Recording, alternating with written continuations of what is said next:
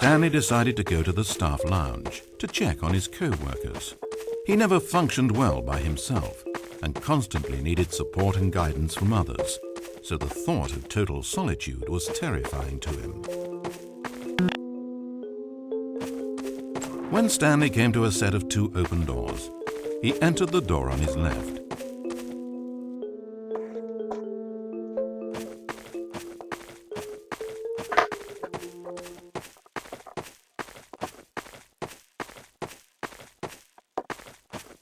As Stanley entered the lounge, he was horrified to find not a single person here. He decided he would walk up to see his boss, hoping that he would find an answer there.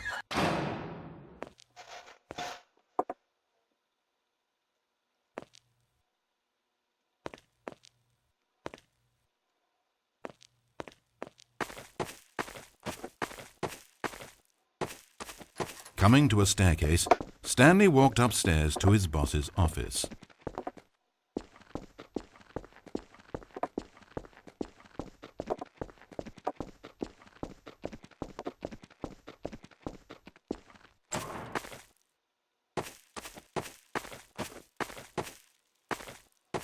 Entering his manager's office, Stanley was once again stunned to discover not an indication of any human life. It was at this point that he began to feel dizzy and a little sick, and even thought he might pass out when suddenly he noticed a keypad next to the filing cabinet in the corner of his boss's office. Stanley had never seen this panel before and had no idea what combination of numbers would produce any result. In fact, only Stanley's boss knew this, since the panel withheld access to the boss's greatest, darkest secret. And so he had assigned the keypad a combination that only he could possibly know, the number of his freshman dorm number in college, 1957. But of course, Stanley, yet incredibly, by simply pushing random buttons on the keypad, Stanley happened to input the correct code by sheer luck. Amazing. Stanley ventured forth into the newly opened passageway. As he drew deeper into the bowels of the building, Stanley had no idea where he was or what this place held. And just as he began to think he might not discover a thing, he emerged into a long room to find rows and rows of monitors, screens with a number above it. Stanley noticed, however, that these were not random numbers, but the number of employees who worked in the building, his co-workers. Even his own number, 427, had a place on the wall. But why a setup so elaborate, he asked. Was this simple surveillance or something even more? And as if in answer to his question, the wall slid open before him, revealing the ultimate truth of the situation.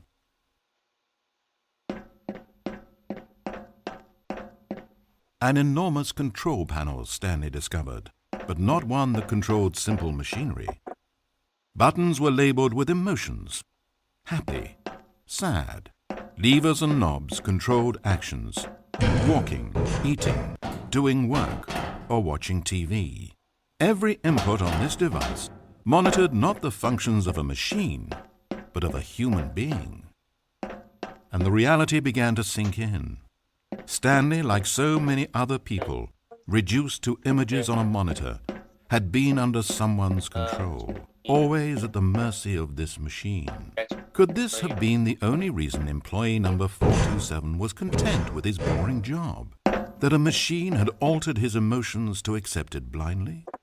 He began to feel an unbridled rage, and at the peak of his anger, something happened. A spark. Stanley looked up and saw the generator overhead, still providing some small amount of power to the machine, keeping it alive.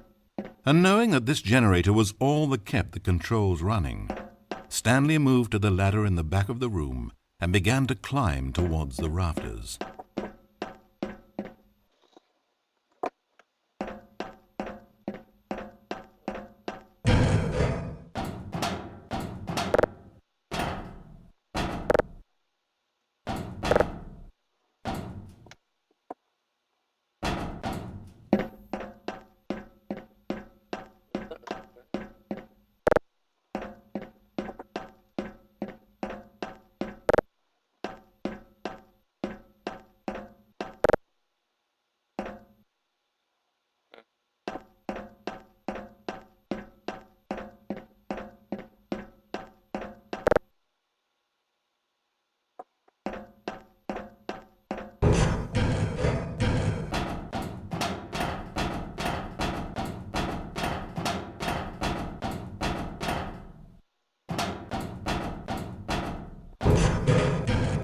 higher Stanley climbed, the closer he felt to freedom, the further from enslavement.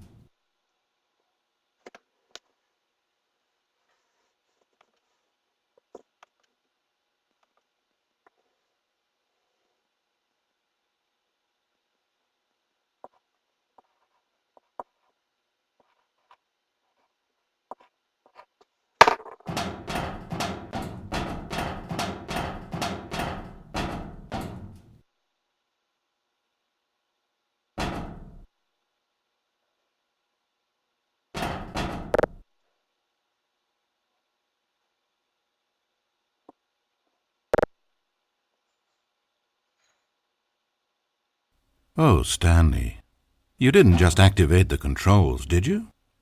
After it kept you enslaved all these years, you go and you try to take control of the machine for yourself? Is that what you wanted?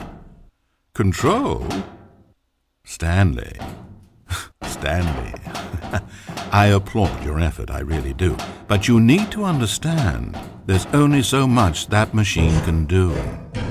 You were meant to let it go, turn the controls off and leave. If you want to throw my story off track, you're going to have to do better than that.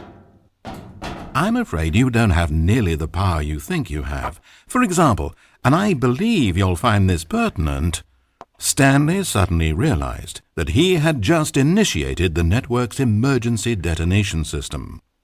In the event that this machine is activated without proper DNA identification, nuclear detonators are set to explode, eliminating the entire complex. How long until detonation then? Oh, let's make it, say, 2 minutes. Now, this is making things a little more fun, isn't it, Stanley? Go ahead, play with those controls all you like.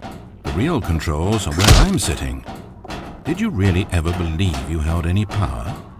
Did you not think I knew what I was doing? When I erased your co-workers and turned off the machine, I was offering you freedom. An escape. I didn't have to do that. I've run this story many times, and I don't always set you free.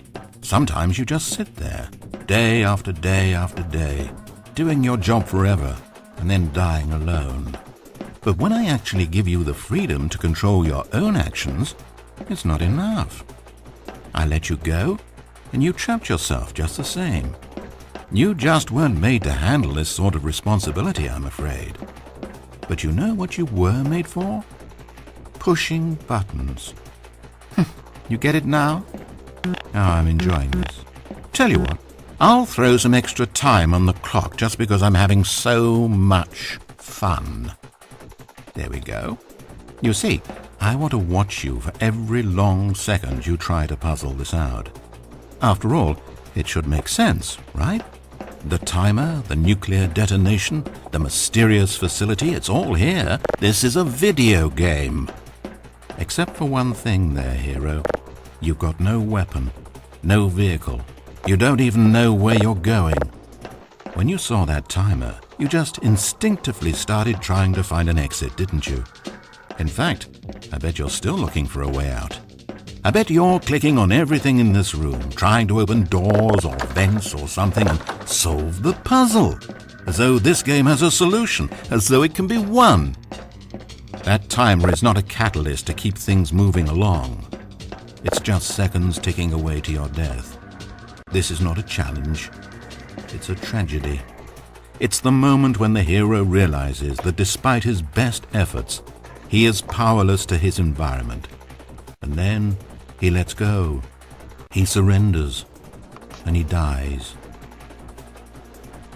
30 seconds, Stanley. 30 seconds. Until a boom. And then nothing. No ending to this story, just you die. I suppose you could have gotten an actual ending if you played along, but that just wouldn't have been your style, would it? Instead, you'll perish knowing that the only choice you made here was to turn on that machine and to start this timer. But you won't be alone, because I'm not going anywhere. I'll be here to watch every second of your inevitable life from the time we fade in until the moment I say, happily ever